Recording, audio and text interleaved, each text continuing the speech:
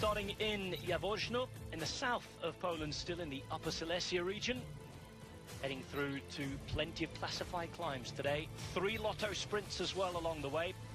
First of the first category climbs coming as we go on to 2 loops of 20 kilometers.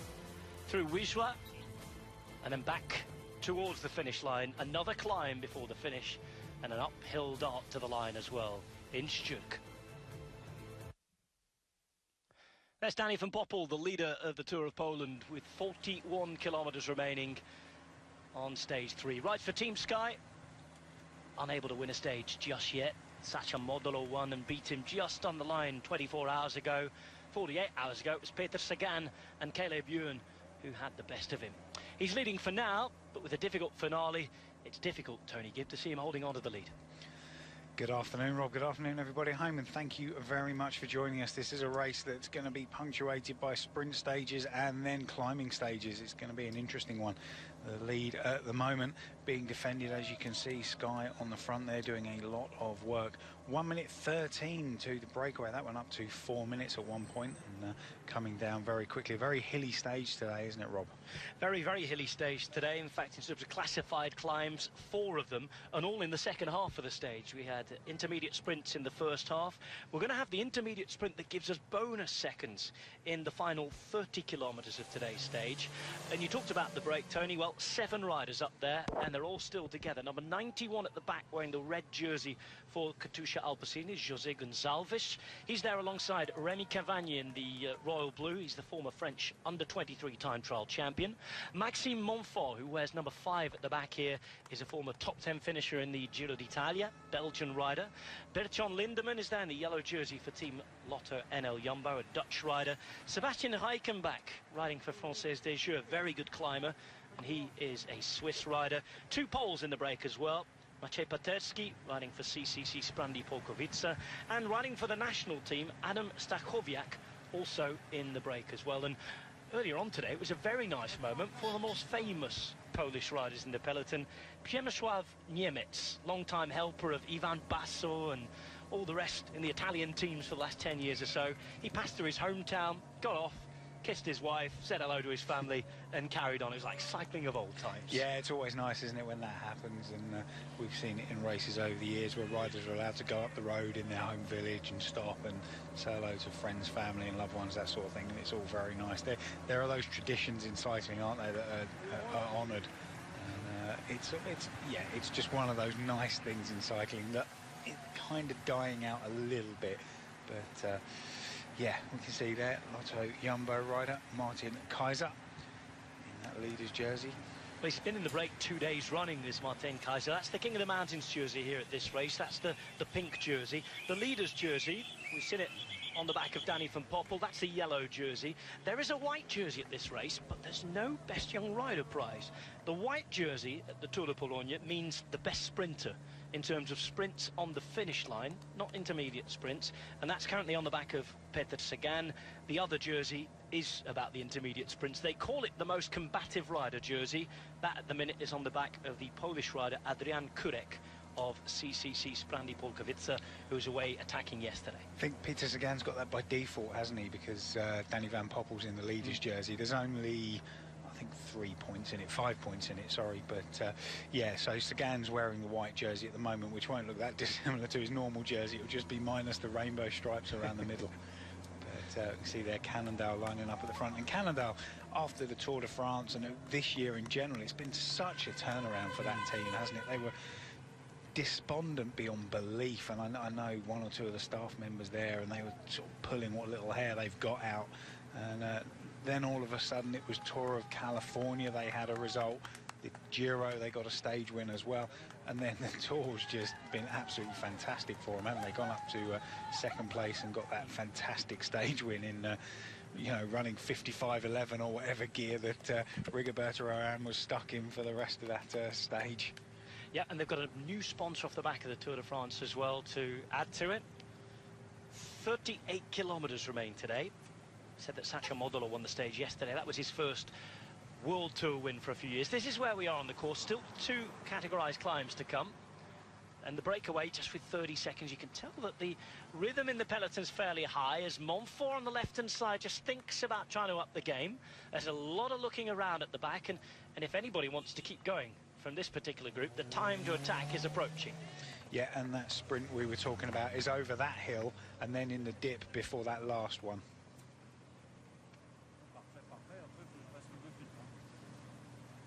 $151 riders left in the Tour de Pologne. We are told by the organisers that Sam Bewley was a non-starter this morning, but they made a mistake on stage one with that, with Martin Vasseur, who we are assured is still in the race. So we'll wait to call that 100%. But we were told that Sam Bewley, the Kiwi rider riding for Orica Scott, did not start this morning. Yeah, the only other abandoned so far is Ruben Guerrero of Trek Segafredo. Slightly surprising given how bad that crash was on the first stage when we saw Alex Dowsett go down, and he sent a couple of pictures out of some very nasty injuries to his neck that he picked up from chainring. Well, this is Sebastian Reichenbach at the front, the rider from Valais in Switzerland. They're a team that desperately need a result, don't they? They had a disastrous Tour de France once they got that stage win out of the way, and yeah, I think they had 3 riders finish in the end, didn't they? Well, the peloton can see the break behind. 23 seconds, nobody able to make that move, nobody able to push on. Somebody trying to bridge across here, and Canadel Drapac have come with 6 riders. Attempt to try and get across. It looks like Davide Villela. Just have to wait and see there. Christian Correns in there as well, a very similar size and stature. Behind, certainly trying to bridge the gap, you can see Giovanni Visconti riding for Bahrain Merida, and one of the Sky Riders as well. Teams somewhere trying to get involved too, and this is a sort of circuit that could lend itself to interesting attacks. Yeah, very much so, and you know, it's a kind of race where the difference between the GC hunters and the stage hunters is really going to show as well, and it's an interesting one. So we could see this group of 3 are going to get across. There's 2 chasers just behind them as well, but having said that, I think from the front of the breakaway back to the peloton, we've got a matter of 15-20 seconds at the very most as Montfort goes backwards at a fair rate of knots. Well, an attempt to get forward. We know that Team Sky are in charge of the yellow jersey for Danny Van Poppel. I can tell you that Dimension Data are in charge of the team prize at the minute, and it's one of their riders who's been out there and got the 1 bonus second on stage 1. That was Nathan Haas. Bonus seconds could be important.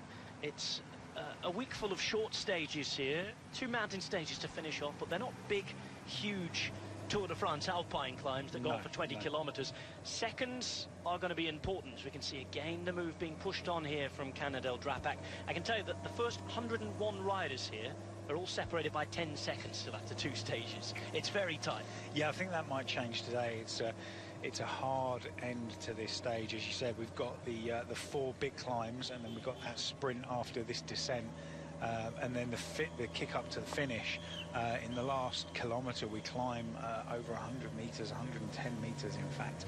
So it's a hard finish. The run-in on the finish is very technical as well. Within the last 300 metres we've got 1-2 very tight bends, and then a sort of almost 180 degree turn a matter of metres before the finish. So it's going to be an interesting finish. It's going to be a very interesting finish. You can see the blue jersey wearer Adrian Kurek at the back of the peloton here. He's got the red and white CCC shorts on. He's the national champion at the moment of Poland, so although he races for the orange-clad CCC team, it's rather confusing because he's wearing a kit that looks a little bit more like the Polish national team kit. Remember, this is a World Tour race, 18 World Tour teams here, plus 4 invited teams. One of those teams with a wild card, the Polish national team, alongside Novo Nordisk, who are here to spread their changing diabetes message, Gazprom Rosfello, who we saw at the Giro d'Italia, and of course the Polish professional continental level team, the 2nd division team if you like, CCC Sprandi Polkowice. Yeah, and that's a team that's been around a long time, and that distinctive orange kit that they've got. And we were talking before we came on air about David Rebellin, who rode for them for a very long time.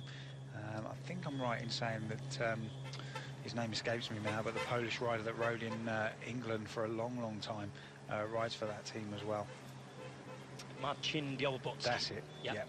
Time trialist, superb time trialist. Yeah, I think he won a stage in this race, or was very close to winning the time trial stage in this race last year. This is all coming together. Some good riders here. There's Gregor Mühlberger, the Austrian champion on the left-hand side for Bora Hansgrohe. Movement forward too. from Sunweb. Just trying to make out who that is from Sky in there, because they're certainly not going to do any driving, are they? Well, not with the yellow jersey on the back of Danny van Poppel. I mean, looking down at the team this week, you would say it's down to either Wout Poels or Diego Rosa to have a go at the overall general classification, isn't it? Well, Wout Poels was out of action, wasn't he? He only had one race before the Tour de France. I think it wasn't the Route du Sud. I can't remember what race it was, but he only had that one race and then didn't get the nod for the Tour de France. Looks like Puccio to me. Salvatore Puccio, the Italian classics rider, as we see one of the riders going backwards for Orica Scott there. It's Caleb Ewan, in fact. Alongside Caleb Ewan there, 193 is Alexander Porsev. So two of the sprinters already struggling out the back. Yeah, it's no great surprise. And Caleb Ewan, he's had an interesting year, hasn't he? It's been very roller coaster. It's been up and down. He's had some great successes, but when he doesn't get those successes, he does seem to go off on holiday a little bit and just down tools almost. Giovanni Visconti, in the meantime, driving this for Bahrain Merida. He has Vincenzo Nibali as his team leader back in the bunch. He also has Franco Pellizotti, depending on how he feels at this race. This team getting ready for the Giro d'Italia. Looks like Quick-Step taking up the front of the bunch as well. They've got two on the front. They've just got one just coming across now, and so they're paying attention to this.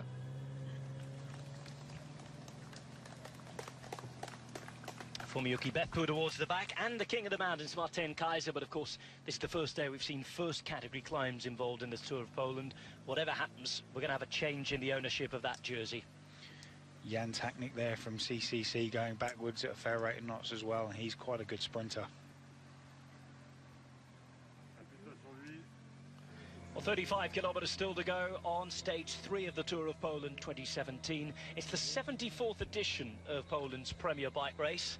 Of course, it's been a fixture on the World Tour calendar now for the last 10 years or so. And this has been a real good effort from Quick-Step. That looks like Laurens de Plus, who's just driving things at the front. Young Belgian rider. Yep, doesn't look like it's going away that quickly, but look at the back of the bunch. It's in tatters down the back here. Well, Boy van Poppel, who's been sprinting against his brother Danny the last few days. He's the man in the black and red for Trek Segafredo, just losing out. 12 there is, I should say 12, 72 rather, 122 even, is Niccolò Bonifacio for Bahrain Merida.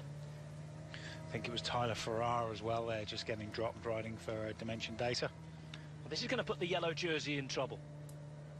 The moment Sky try to surround him, trying to keep him there, Danny van Poppel, but he looks to be slipping and sliding. He's not towards the front of this group. If you look on the right-hand side, you can see Bob Jongels, who's just signed a new contract at Quick-Step. And just in front of him, the winner of the Tour de Wallonie, who you saw on your screens here on Eurosport last week, that's Dylan Turns, who picked up a stage race win for the first time in his career. So a few of the guys thinking about GC this week starting to show their face here. Yeah, well, there's a lot going on, isn't there? We've got riders that have come out of the Tour de France who are maybe still resting. 500 metres to the top of this climb. After that, just one more classified climb to go. But look at that little lip towards the end. Anybody who does make the end today is going to have to be strong uphill to finish. Yeah, very much so. And don't forget that sprint as well that we've got coming up. So that's in the dip between this climb and the next one. So as we were saying, you know, there's riders that have done the Tour de France that have rested. One or two might be back in here. Obviously Peter Sagan is, but he only rode 1 week of the Tour.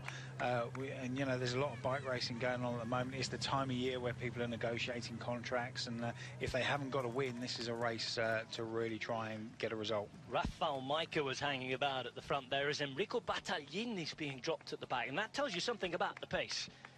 David Lozano, the Spaniard on the left-hand side in the white, he's a former national cross and mountain bike champion of Spain. He's a diabetic rider, racing for Team Novo Nordisk. He's an experienced man. He's been around the peloton for a long, long time, dropped as well as Laurens de Plus. He's putting in a real bid here to take the King of the Mountains points. So this is the first concerted effort we've seen on the climb. Obviously, as you say, it's not an attack to try and get away. It's for the King of the Mountains points, but it might result in him getting a nice big gap. A couple of riders come across to him and they could get their heads down. Well, Danny van Poppel, the race leader at the minute, nowhere to be seen at the front. We haven't seen images of him being dropped out the back, but he's not in the first 20 to 30 positions. The rest of his team, Sky, the climbers at least are. Wout Poels was there, Diego Rosa was there. And this at the back is Enrico Battaglin.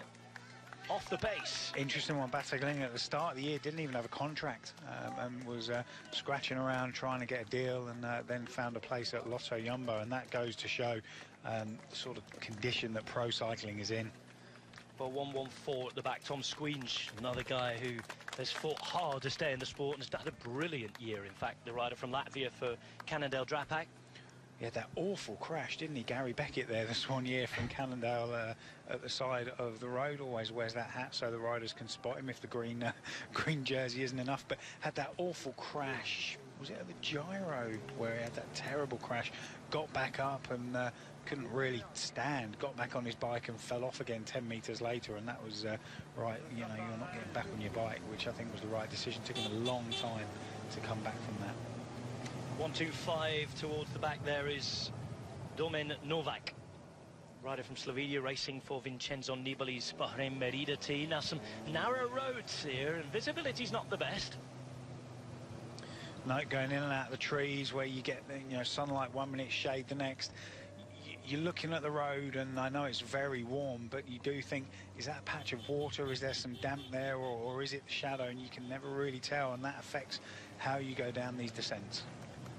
Movement at the back saw problems for Julien Bernard, very good, gifted French climber, son of Jean-Francois, who was a big pro in the 1980s, with our very own Sean Kelly, hearing some good stories about him at the Giro d'Italia.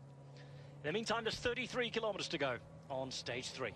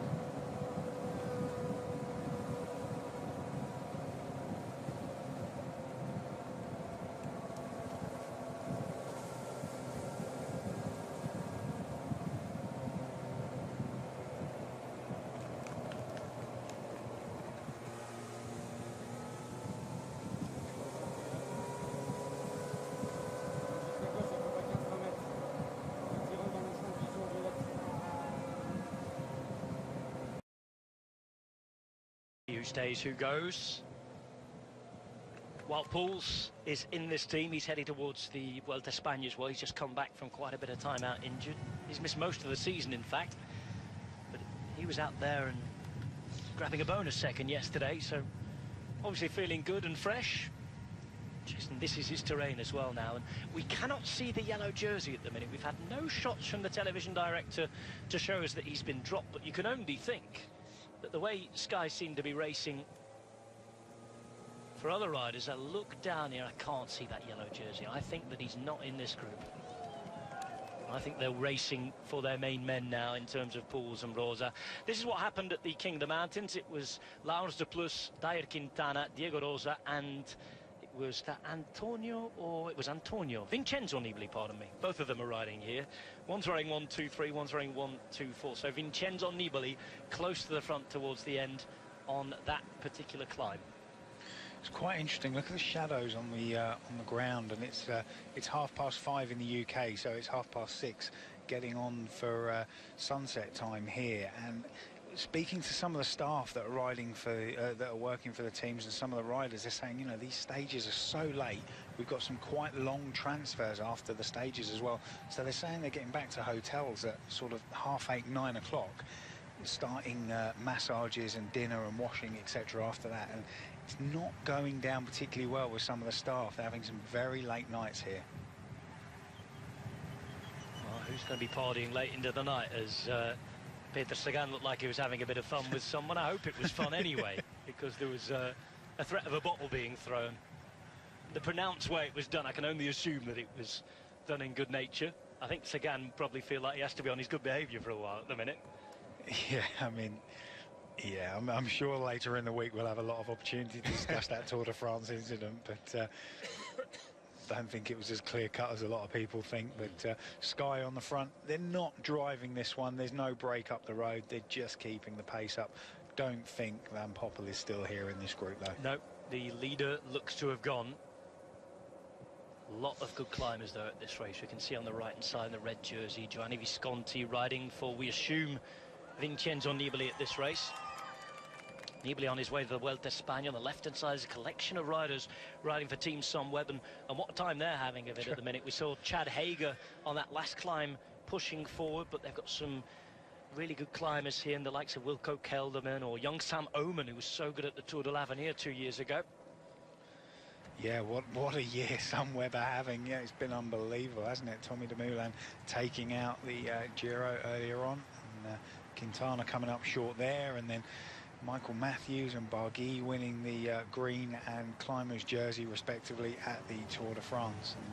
And it's a team that's just going from strength to strength, and one of the smaller budget teams as well. You know, compare their budget to the likes of BMC, UAE, Sky, Movistar. They're on a fraction of the budget that they're on. We saw Adam Yates just hanging around at the back of the peloton there, riding for Orica Scott, another man who's off to the Vuelta a España. With his brother, I think they're both going to ride. And Esteban Chavez. Yeah. Now that is going to be a team to watch, isn't it? Well, yeah, it will, but Chavez, he's not had a great year, has he? And he wasn't there. He wasn't really there at the Tour de France, I thought. Well, he suffered from the loss of his best friend at the Tour, who was sadly killed in an accident in Colombia. I'm talking about Heyman last week. That apparently did knock the stuffing out of him completely, as it would anybody. Yeah, sure. But of course, there's that injury that he's been coming back from as well. And if he can find his form in the next few weeks, then he could be a man, if not to have a go at winning the Vuelta a España, certainly work for the Yates brothers. Well, yeah, and those two, looking at how they've gone in the Tour de France individually over the last 2 years, they're, you know, a fighting force when they're riding together. That's going to be fantastic. I think the Vuelta, again, we were talking before we came on air, and I was saying I enjoy the Giro and the Vuelta more than the Tour because it's so unpredictable. I think this year the Vuelta is going to be fantastic. And you'll be able to see it live here on the Home of Cycling on Eurosport as well. Sean Kelly and Carlton Kirby will be talking you through the month's action. Now, I think we had some movement off the front of the bunch there. And it is Cannondale on the attack again. Motorbike speeds out the way before we can get a good chance to have a look. Cannondale have brought 6 riders to this race. Dombrowski, is it? Well, Joe Dombrowski did ride. No, that's Squinch. Yeah. Squinch who's out there on the attack. Dombrowski did ride the Giro d'Italia, but Squinch is there. And of course, there are bonus seconds coming up at this intermediate sprint.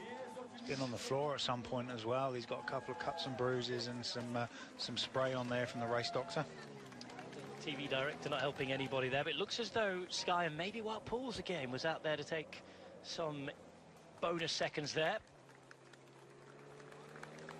AG2R coming to the front of the group.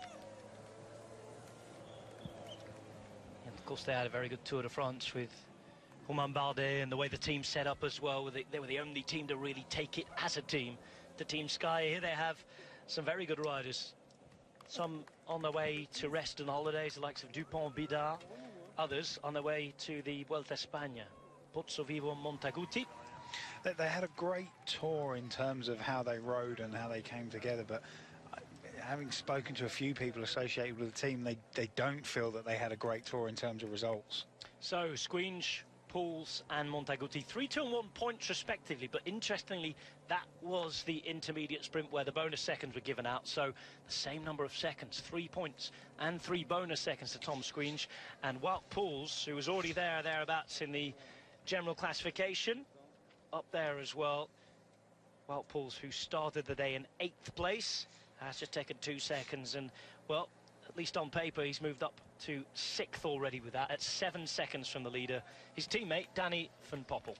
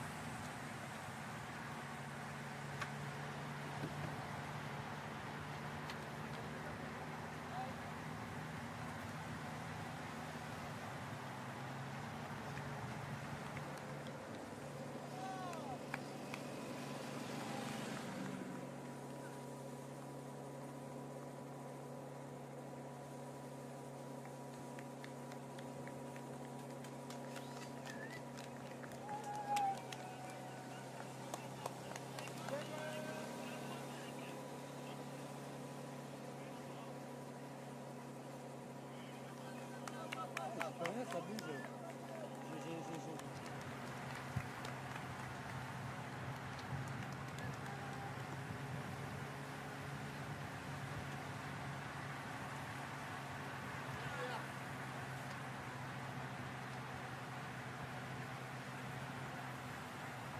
Dedans, droit devant. 147. Devant le 1.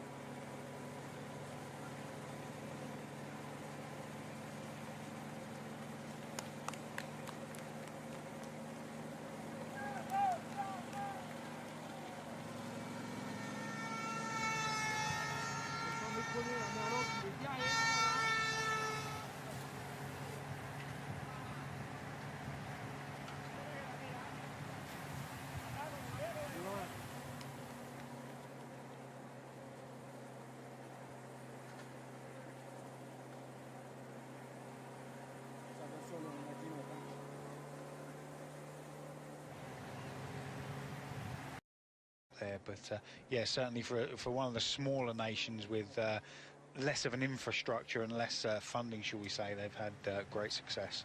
Well, and let's not forget Kasia Niewiadoma as well, who's actually just signed for Canyon Schramm for next year. She's going to be changing teams. One of the stars in the women's peloton. Has been Polish champion, has been European champion already. Movement for Vincenzo Nibali on the right-hand side. You can just sense, can't you, that everybody knows what's coming up here. We've got this last climb, the biggest climb of the day, and then we've got the kick up to the finish, and you can just sense everyone just starting to get to the front. The road's not particularly narrow, but you certainly wouldn't want to get stuck down the back, and nervous times, especially if there's a touch of wheels or something. Well, Katusha on the left-hand side, they have both Imno Zakarin and Simon Spilak. The one-week stage race specialist is here from Slovenia. On the left-hand side, you can see Ruben Placer, who's in the navy jersey with the yellow little bits on his helmet and sleeve. He's riding for Orica Scott. And, of course, centre stage, back in their black jerseys after they wore white at the Tour de France. It's Team Sky. On the left-hand side, you can see Gouache. Just behind him is Ian Boswell. And Wout Poels at the back of this formation. In front of him, Diego Rosa. As it stands, it looks as though Wout Poels the man they're riding for. Looks that way. And, you know, we keep saying he's been out most of the year injured, so he'll be trying to make his mark on something. The team will want him to come back and get some results as well. I think I'm right in saying his contract's up at the end of this year as well, so wouldn't say he needs a result because he's been very good for Sky over the last few years, but it certainly wouldn't do him any harm at this stage of the year, would it? Lotto Soudal hit the front as well. Remember, Rafa Valls riding for them at this race, but the Klerk can climb as well. Rafa Valls just being escorted to the front. We said this was a winter sports resort. In fact, Szczyrk, where we finished today, is actually the home of about half of the Polish Olympic winter sports team. So you can imagine with the Winter Olympics coming up in South Korea in February, it's going to be a very busy place over the next few months where a lot of training and medals, hopefully for the Poles anyway, are prepared. Just less than 20 kilometres to go. Katusha Alpecin at the front in their red jerseys. Left-hand side, you can see Team Sunweb in the black and white. Behind them in the similarly black and white, with the little bits of green on, that's Team Dimension Data. They're racing here with Nathan Haas on their minds, but they've also got Natnael Berhane as well for the hills. Christian Sbaragli is the man moving things on at the front. You can see Rory Sutherland, the Australian, riding for Movistar, who's just hidden himself away again in the navy blue, and they've got a very strong team, as you'd expect a Movistar team to have. Winner Anacona, Gorka Zaguirre, Dyer Quintana, some top climbers. Yeah, and you can just see Sky there having a quick chat. How are we going to do this one? And Wout Poels just on the back of those two riders there. Representation from everybody pretty much at the front there, isn't there? You know, there's not one team taking it up. As you say, we've got Sky, Katusha, Sunweb, Cannondale, BMC. You can see just a little bit further back down there lining up. And the bunch really has been shredded, as it we're probably down to 60 or 70 riders left in this front group. 40 kilometres per hour here they're riding. It's moving a lot quicker than it looks. Uphill. Samuel Sanchez in about 20th position. Let's not forget the team that BMC have at this race. It's packed with quality. Dennis, Hermons, Sanchez, Turns, who won the overall last week in Wallonie, and of course TJ Van Garderen, as we get another glimpse on the right of Vincenzo Nibali.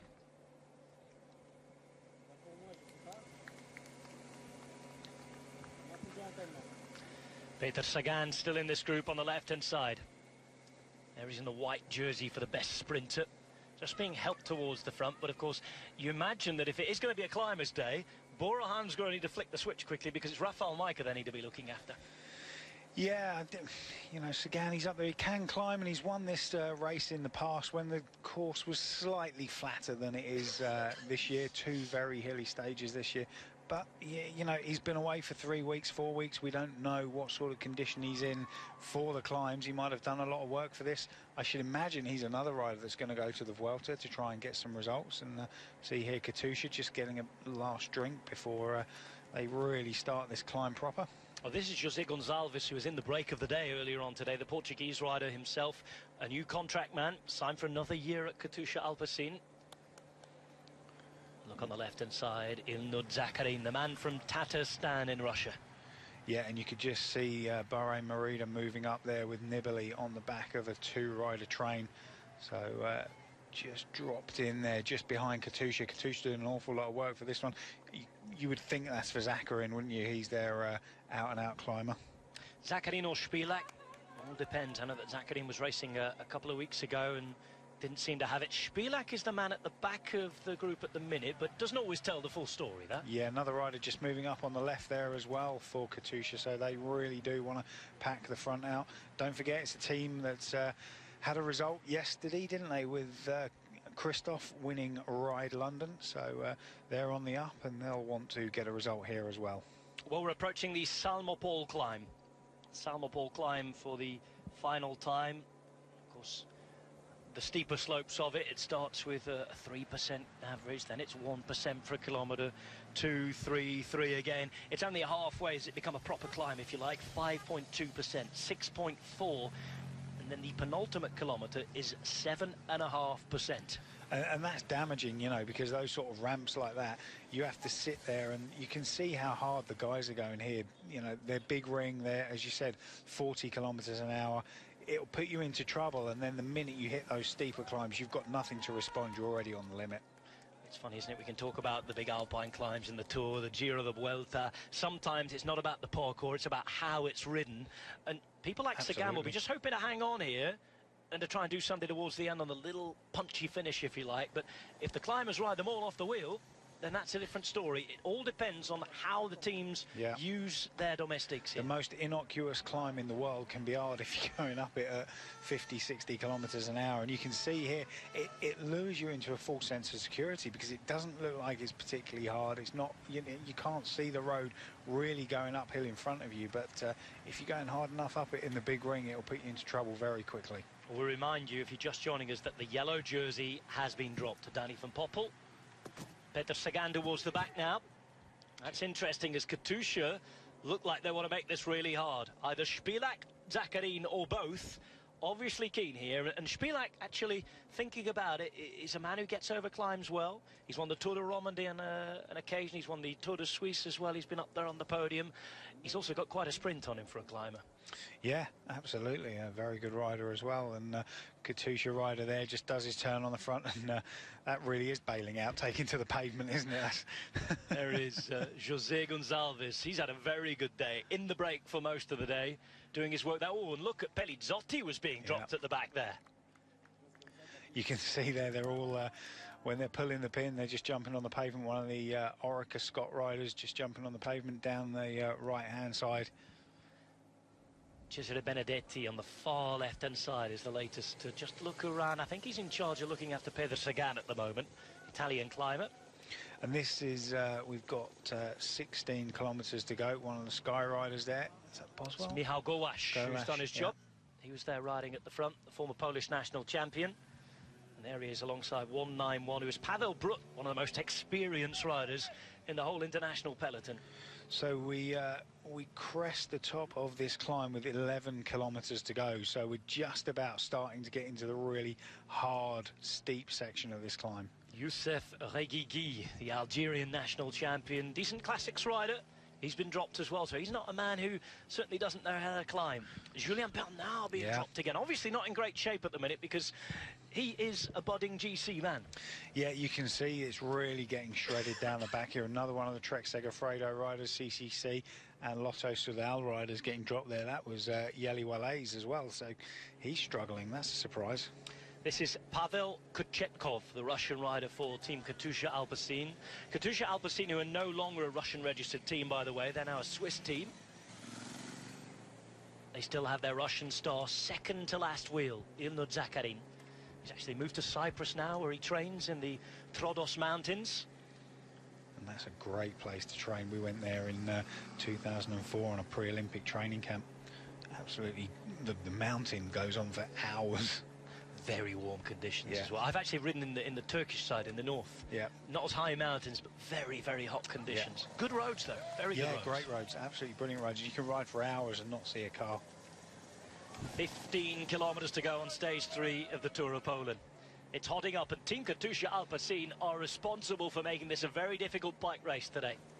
And aren't they just, you know, you can see how fast it is as well. The guys that run at the side of the road trying to keep up with them aren't getting anywhere near them. So although we're on a climb, it's not, as you say, it's not an alpine climb or a Pyrenean climb. It's not very steep, but one of the sky riders there just got shredded by virtue of how fast the pace is.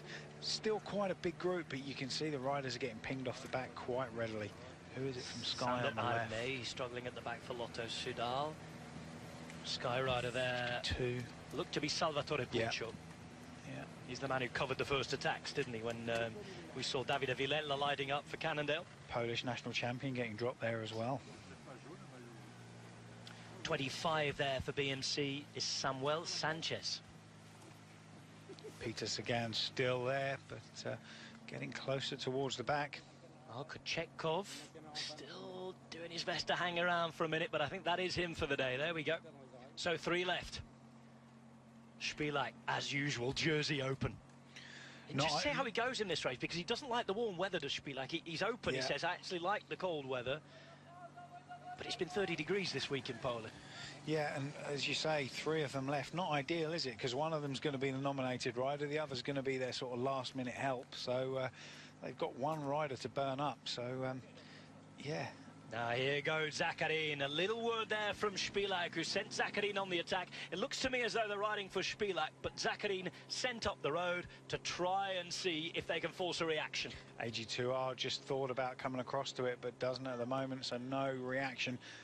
Zakharin got about 30 metres lead at the moment. He is a good climber. He can time trial as well. Bahrain Merida, the team to try and chase this down. Of course, Vincenzo Nibali has come here looking to fine-tune his form ahead of the Vuelta a España. Hasn't really raced too much since the Giro d'Italia at all. 14 days, I think, he's raced since the Giro. Yep, of course, went to the Italian Nationals, which is now obligatory if you want to make the Italian national team. But look at Inno Zakharin here. He wants to have a go at the Vuelta a España this year. Very good in the Giro d'Italia. Zakharin developing year upon year upon year. Doing his best to try and use the huge amount of motorbikes. I have to say, it's easy to sit here in the commentary box and criticise, but there are so many on the road in this race. Yeah, I've done quite a lot of commentary in race convoys and in race radio in the UK in the last couple of weeks, and been involved with a guy called Colin Docker and Aidan Hegarty, who are very experienced commissaires and motorbike riders, motorbike race radio broadcasters, and you kind of get a sense that something needs to be done in these bigger races with all these bikes flitting around. I think a lot of them are the photographers, because most of the cameras are, you know, a world feed that we all pick up on. We all pick the same cameras up, but something really does need to be done about the number of motorbikes in and around the riders. Well, a lot of the photographers here are getting very, very close as well. I think that was Hubert Dupont who was doing the chasing for AG des Ailes Mondial. Vincenzo Nibali sits 3rd wheel, Rafał Majka 4th wheel just behind him. Diego Rosa and Wout Poels not far away. Rui Costa also there, very, very close to Ben Hermans. Hermans in the black and red jersey just behind.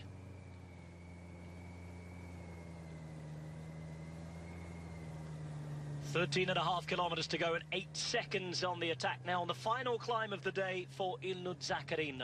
Following this final climb, there'll be a descent and a short rise to the line. Remember, the leader of the Tour de Pologne 2017 has been dropped from this group.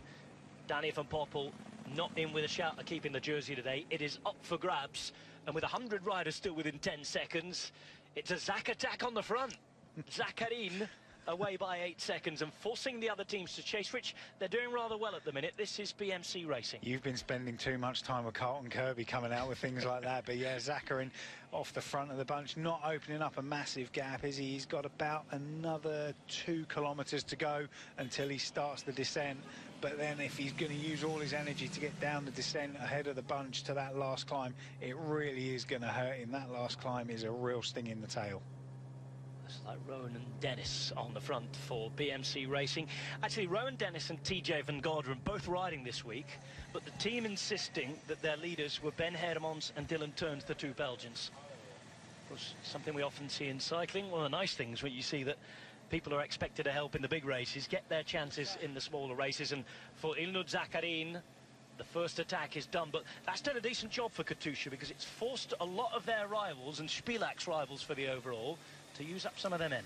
Yeah, I think you would expect to see Zakarin get a bigger gap than that. He's quite an explosive climber, and that does show you how shallow this climb is at the moment. You know, on a steeper climb he would be able to open a bigger gap, but you can see here the rider's still churning the big gears around getting up here, but we haven't got one team having a lot of representation on the front. We've got one BMC followed by a Sky followed by an Orica, so you can see that riders are getting shredded in this front group. If we look down the back, it's in one line. Sagan still managing. Yeah, that's the is that the front group?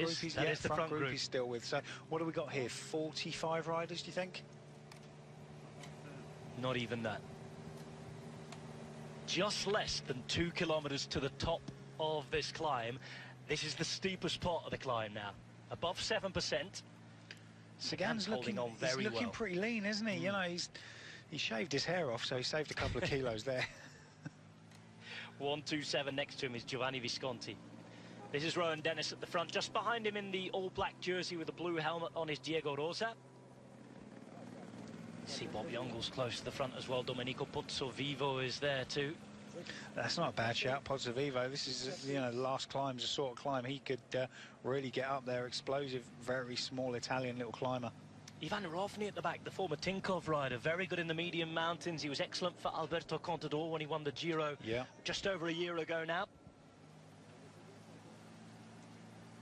Team somewhere with a few jerseys and riders still in there as well. François Bidard still also there for Age des Ailes Mondial, but it's Rowan Dennis at the minute is doing a really good job for Dylan Teuns, who sits fourth wheel. Dylan Teuns, brilliant, remember, in the Tour de Wallonie last week, the winner in fact. For Sky, it looks as though Wout Poels is the main man, sits waiting on the wheel as Rovny has dropped. Another man to lose contact is just behind, and we've got a move. We have a move from Orica Scott. It looks to be Jack Haig. Jack Haig, Robert Power, also a very, very good climber in this particular team. So the gap opened up there. He opened up that gap very quickly. You can see BMC on the front just trying to up the pace a little bit. No one team's got that big domination at the front to try and control it, and you can see further down the back riders getting pinged off left, right and centre here. So this group is shredding down. I think we've got about 800 metres, 700 metres to go until the top of this climb. Jack Haig for Australia and Orica Scott. Very, very close to the top. Remember, Adam Yates is in this group. Interesting to see if BMC can get away, as we've got the local equivalent of the Vuvuzela at the top. Polish fans, a lot cooler at this time of day than it has been for the last couple of stages. It's been well into the 30s as more riders have dropped towards the back. Looks like Luis Leon Sanchez to me in trouble. It is 1:63. So strong at the Giro d'Italia this year. And this is a good distance for Haig now. Much stronger than the Zakarin attack. Yeah, very much so. This is the sort of gap you would have expected Zakarin to be able to open up. But Jack Haig here, good probably 100 metres off the front of the bunch. BMC followed by Sky getting ready to do the chasing on the front. But as we say, we've got a descent coming up in about 300 metres time. And then the last sting in the tail, that last climb, which kicks up from 2 kilometres out. Jack Haig, who finished third in the Tour of Slovenia this year, has yet to win a professional bike race. He's 23 now. He's a huge talent. Second proper year as a professional. Of course, he was a stagiaire the year before last. He's approaching the top of this climb now, and at the very least, he's going to get some King of the Mountains points, it seems. 13 seconds is the lead. So don't think the clicker on the left is right. That hasn't moved for a while, that 11.4. He goes past that DD the Devil impersonator on the left-hand side. And Up to the inflatables, and he's going to take the points. the click has just gone up, kilometres so to I'm go. not sure that's right. Ah, there you go. It's just corrected itself. 10.9. So the top of the climb at Salmopol, that's it. Descent now, fast descent, and then a little bit of a rise to the line. Jack Hager, 17 seconds, and a great opportunity to try and do something for the first time in a pro bike race, but they're getting interested behind. On the right-hand side, it's Diego Rosa. On the left-hand side, just taking a bead on with the white, brown and blue on is Domenico Pozzovivo, the Italian climber for the French team, Age Desert. You can see as well, Dylan Turns on the left-hand side in the red and black. He won the Tour of Wallonia last week. Just behind him is Vincenzo Nibali. Well, Pools is there, Rafael Micah, Rui Costa. There's some stellar names chasing this young man. Yeah, and we've obviously got the warm weather protocol. The riders allowed to grab a drink up there when normally they're not allowed to feed within the last 20 kilometres. But Jack Haig here flying down this descent, and you're always better going down the descent on your own. You can pick your lines. You haven't got to worry about anyone undertaking you, as we saw in the Tour de France. Very nasty crash with Richie Porte and Dan Martin, who it transpires broke a couple of vertebrae in that crash and still carried on. I mean, that's hardcore, but down we go. 17 seconds now, the lead for Jack Haig with 9.3 kilometres to go. Don't forget that last sting in the tail. That's the one that he's going to need to save some spinach for at the end.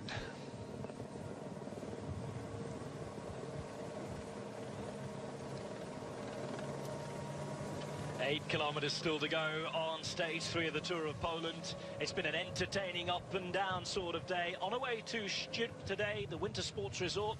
It looks beautiful in summer, in the evening sunshine. The woods are about, and the race is all over the road. Jack Haig of Australia and Orica Scott is out on the attack, and he's got a very, very select group of riders chasing him behind. Whatever happens today, we'll have a new leader. There will be somebody to take over the yellow jersey of Danny van Poppel from Sky. He was dropped quite a way back away. It's his own team that's put him in trouble in part, because they've been racing to try and get either Diego Rosa or Wout Poels up there. At the minute, Jack Haig's doing a good job of staying away. 17 seconds, mostly downhill, but there's a sting in the tail, certainly for the last kilometre or so, uphill again. Yeah, I mean, he's not going to have really exerted that much energy to get away. Yes, he put the attack in, but he's now got the descent. But don't think that because he's on a descent he can just cruise down. You can see just how hard he's trying here on this descent to try and eke this gap out as much as he can. That last kilometre, he could lose 20 seconds very quickly in that last K. Well, there's a section at 17.2%, reading all the statistics of the climb. Remember, there are over 2,000 metres of climbing today. For a short stage, 160 kilometres. It's been a hard day on the bike, and we've only had 2 days of 130 and of 140 Ks. Fresh legs out here. Well, fresh legs, but don't forget that all that climbing came in the second half of the stage, so there hasn't been a lot of time to recover. And, you know, if they haven't really raced on the descents, but your legs are going to be tired at the end of this one. So Sky still on the front, pushing on. Pozzovivo from AG2R still up there, and he's my outside bet for today. He's another man wondering whether he's going to stay with Age Desert. He has an offer, or if he's going to join one of the non-Italian World Tour teams that are run by Italians. I'm thinking Bahrain, Merida, UAE, or even Astana. There's a chat that he could go there. He took a stage. Did he take a stage in the Giro? He did take a stage in a stage race just before the Tour de France. So I think he's massively... It was in the Tour of Switzerland, actually. That's it, yeah, that's it. Massively underrated rider, I think. I think he's a great rider. Just struggles from his lack of time trials. That's what does for him in the Grand Tours, but he's a great stage hunter, isn't he? I think you could almost write that next to the name of pretty much everyone in AG2R, couldn't you? Pierre Latour did win the French national time trial title just before the Tour de France started, but didn't show any of that form in the Tour de France, and yeah, he really didn't step up and help. I didn't see him really doing what Bardet needed him to do too much at all. 92 kilometres per hour on the descent on that motorbike there, travelling at the same speed of these riders. Now, Diego Rosa has gone away with Pozzovivo and Turns. A little bit of a gap open to the riders chasing behind. This is where we are. And that little bit of a gap from the helicopter looked rather big than it does in this shot. It's Wout Poels just closing the gap behind to Dylan Turns. Rafael Micah's still there in 6th position. Vincenzo Nibali as well. Rui Costa has a teammate with him too. There are some very, very good bike riders still in this group. Bob Jungels as well in the Luxembourg National Champions jersey. Sits right behind Vincenzo Nibali. Red and navy blue top on, gold helmet, the Italian. So this isn't going to help Haig. The fact that, you know, every now, it's not an alpine descent where he can get lost and they can't see him. There's quite a lot of long open roads where he's in sight of the chasing riders. 20 seconds, there won't be any cars in between him and the bunch, and you can see there Rosa on the front chasing very hard indeed. Pauls just does up his shoe on the left-hand side. You see movement from Rowan Dennis towards the front to try and help with the chase. Sagan's still in there, so always that's a great dangerous ride by Peter Sagan to stay in there, given how hilly today has been. Well, Sagan holding on to that best sprinter's jersey at the minute. Could he take back the yellow jersey that he lost yesterday? Remember, some steep pots towards the finish. Let's see how he can get on. Tom Jelter-Slagter on the left-hand side in the green jersey for Cannondale as well. There's a couple of riders from Movistar as Rafał Majka smiles away, knowing that he's got his teammate Sagan there, who's doing his shoes up ready for battle with a white jersey on. What have we got, 15, 17 riders left here at the most, I would have said. Nathan Haas in this group, 4-dimension data at the back wearing 203. That's Jan Hurt, good rider who rode the Giro d'Italia from the Czech Republic. There's Adam Yates towards the back of the group as well. Gorka Izagirre is still in this group as well. Remember, his brother Jon is a former winner of this race 2 seasons ago. Had that nasty crash, didn't he, in the prologue of the Tour de France on that corner that also claimed Alessandro Valverde. 15 seconds for Jack Haig, 4 kilometres to go. 23 years of age, you can see weighs in at 67 kilos, which for a man of 1.90 m is nothing. Wish I'd weighed in at 67 kilos and I'm 186, so yeah, it amazes me these days just how light these riders are. You know, it's changed completely over the last, well, 10 years, but especially 20 years. Well, one of the top time trialists in the world, the former holder of the world hour record, is chasing this man down. It's Australian versus Australian. Jack Haig, the climber, against Rowan Dennis, the time trial superstar. And I'm afraid it's the time trial superstar that's winning this battle at the minute, because he's got it down to 8 seconds. Yeah, and you know, you think the writing's just on the wall here. 3 kilometres to go, 3.2. And when he hits that final ramp, this 5K that he has had to try on the, let's call it a false flat here, because he is still descending a little bit, he really is going to get the wind knocked out of his sails. It's such a steep finish to the climb, to the stage. So, you know, it's going to be an interesting one. A lot of candidates for victory here. A lot of them. Yeah. Rui Costa, look out for him. Nathan Haas is explosive on this kind of effort as well. Peter Sagan is still here. Just 2.6 kilometres remain, and we're about to go uphill again very, very soon. Jack Haig looks like he's going to be caught, but he has a teammate still in here in Adam Yates. Is it going to be a climber, a GC guy, or somebody who's held on?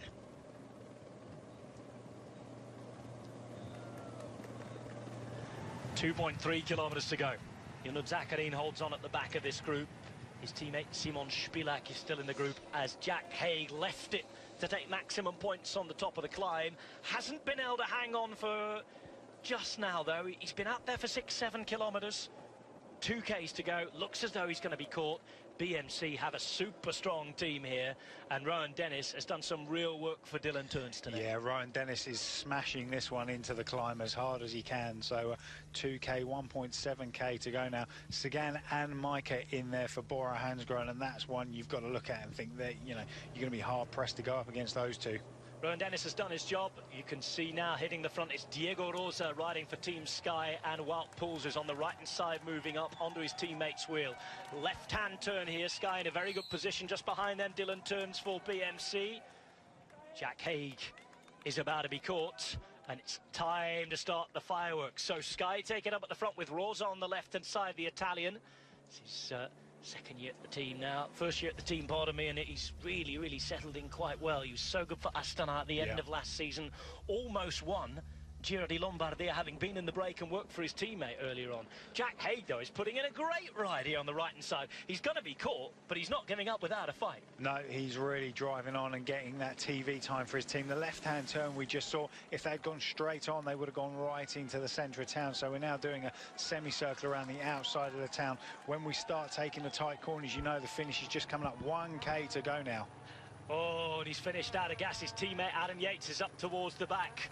Thomas Marcinski here, the former Polish champion, still there for Lotto Soudal as well. As we can see, movement from UAE Team Emirates on the right-hand side too. Anas Al Abdia is still there. It moves up and it's Valerio Conti who's going to have a go at the front. 17.2% they go on to.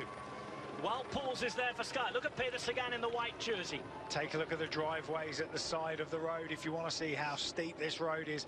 These riders really are grinding up. It's Sagan right up the front there in the mix. Being dropped to the back with 2:03 on his back is Jan Hurt. This is Valerio Conti, who, remember, on the Giro d'Italia looks set to win a stage when he crashed out on an uphill on a bend.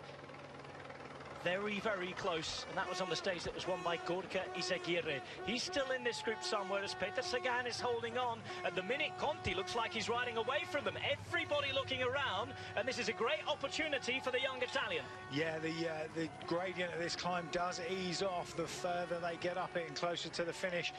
Opened up a nice gap here, Conti has, and we can just see in the background is Yates attacking now on the front of the group. Adam Yates in the navy blue then. Valerio Conti have been looking to make it 2 in 2 for Team Emirates, but look at this from Adam Yates, and he's being followed by Dylan Teuns, the winner in the Tour of Pologne last week. Yates is getting close. The gradient is still mightily steep. It's up at 15.1% here. Yates looks around and sees Teuns with him, a man in form, the Belgian, but look at Adam Yates. Great ride there by Adam Yates, former white jersey winner in the Tour de France. Sagan in the background looks to be struggling a little bit. Pozzovivo still there though. Well, Adam Yates at the minute at the front with the green helmet on and the navy top. He still has Dylan Teuns with him, 200 metres to go. The gradient is still at 15% here. Sam Ullman is gaining up behind Pozzovivo in the brown shorts as well. And look at Dylan Teuns, who's going to hit the front. Teuns, who took 2 stages in the Tour of Pologne the other week and won the overall, is looking mightily strong. Wilco Kelderman is gaining, though, just behind him. Kelderman wearing 85, and there is Wilco Kelderman now. Can he catch Dylan Teuns? Kelderman, the time trialist, and here comes Peter Sagan as well. This climb is going on forever and ever and ever. A huge, steep wall, and can Dylan Teuns survive? Well, Sagan is smashing his way through this group, but we're right into the advertising hoardings now. Micah as well coming back through. Another left turn to go. Spiral staircase almost to the top, and I think that Dylan Teuns might just have this. Teuns to look behind, surely he's got it now. It's Teuns first, Sagan second, Micah third, with Kelderman there as well. And Dylan Teuns, who followed the right wheel when Adam Yates attacked, able to time his own attack and hold on brilliantly. And he can just not stop winning at the moment. Teuns with 2 stages and the overall at his home Tour of Wallonia in Belgium. Here takes a World Tour win on stage 3 of the Tour of Poland. And you can see from just how tired the riders are at the top of this climb, how hard that last kilometre was.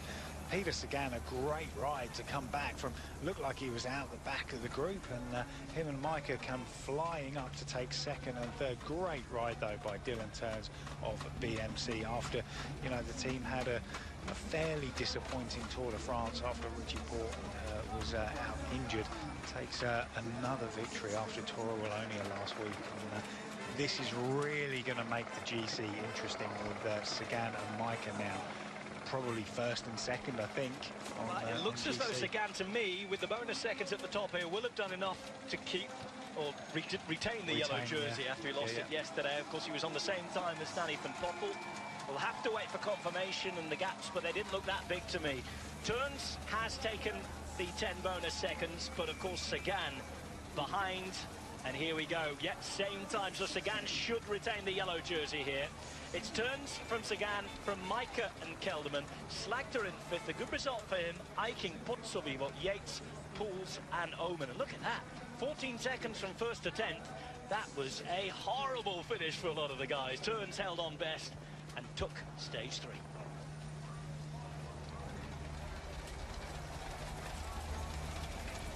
Oh, what a finish. A huge Belgian classic type finish. It was almost like watching Fleshwell on at the end there. That's a big hotel. It's This was the move again. On the right-hand side, Adam Yates, the British rider from Orica Scott. Teuns Oh, he looks like he's flying here. Well, Sails past him. Yeah, I mean, Yates put the effort in, Turns followed him, and then when Turns went through, Yates just couldn't respond. But you can see, look how steep that road is there. It's ridiculously steep. You see everybody else in the background trying to get on Turns, Pozzovivo there. And at this stage, you can only just see Sagan in the background and Micah there on his left. Paul's there in the background as well, so they really did close it down. And it's the old adage, if it was 10 metres further, Sagan would have won another stage, but it wasn't, and he didn't. I think if you're a team and you're looking at today's stage against how much work you've done, I think Sky are probably going to be a bit disappointed. Dylan Turns has been a professional bike racer for 3 years. 7 days ago, he'd never won a professional bike race. Now he has 4. It has been quite a week and a half or so for Dylan Turns. Took stage 3, took stage 5, took the overall of the Tour de Wallonie. And he's just taken stage 3 of the Tour de Pologne, and he's put himself in the mix. Hey, what expects it to be a big week of racing. There's nothing like a race win to give you a bit of belief in yourself, and it's generally, not generally, but it can be the way, can't it? One win, and all of a sudden you start uncorking them left, right, and centre. Look at that fight in the background there for third and second from Micah and Sagan. Peter Sagan closing gap to make sure that there was not a time gap between that group of 4 riders at the front. Sagan should take the yellow jersey. Dylan Turns takes the stage.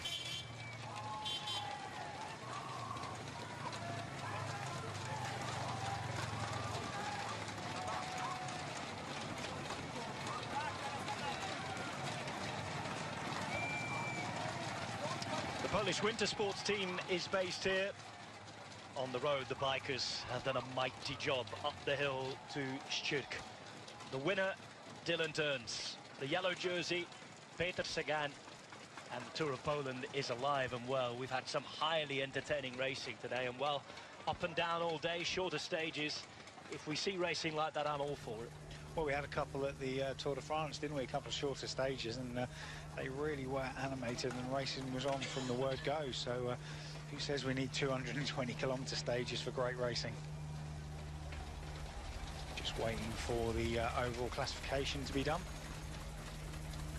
We do think that Peter Sagan will have taken the yellow jersey back after he lost it yesterday by virtue of the points classification. Of course, he was level on time with Danny van Poppel. He was level on time as well with Caleb Ewan. I can tell you now that he should be in the lead with 6 bonus seconds there. He finished second. His teammate Rafael Micah up there in third as well, and Bora Hansgrohe sitting very, very pretty. That's going to make the GC very, very comfortable for them. And there's going to be some big time gaps today, because this last climb is a real stinker. It's only 1 kilometre long, but really does put you into some trouble. Well, riders are going to be finishing for a while here. They'll do so in front of a very impressive crowd, as always, at the Tour of Poland. Polish national team riders across the line. Today has seen the first big gaps in the general classification. Plenty more to fight out for. There's Nathaniel Berhane, the former champion of Eritrea, on the right side. Matej Mohoric as well. Is this Rafa Wiles? Oh dear. Well, yeah, saw him get dropped on that second last climb.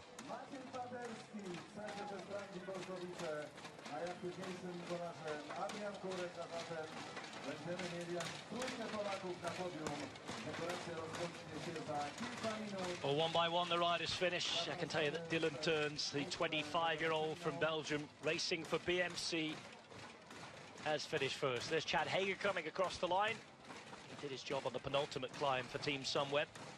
They had a very good go with Wilco Kelderman, who looked at one stage to have the gas to take it through. But it was so difficult with those 17, 15% gradients towards the end. Really didn't know if you had the legs until you hit the gradients. No, and you know, we said about Jack Haig having that at one time 20-second lead. That would have got just gobbled up within a matter of meters on this climb. The effort he had to put in to get that, even if he had stayed away a little bit longer. We saw him get caught on the right at the bottom of this climb, but even if he had stayed away a little bit longer, he would have got caught so quickly. It was such a hard climb to finish the stage on. Well, as they bang the boards, as we wait to get confirmation that Peter Sagan is the new leader, we certainly think that's been the case. I'll tell you that the winner on the day was Dylan Teuns. Followed the wheel of Adam Yates, and Teuns, who 7 days ago hadn't won a bike race, now has 4 wins to his name. He's first on the World Tour today, and you can join us to see how it goes tomorrow from 5 p.m. and that is on Eurosport 2 from Zawiecki to Zabrze, 238 kilometers, the longest stage of the week.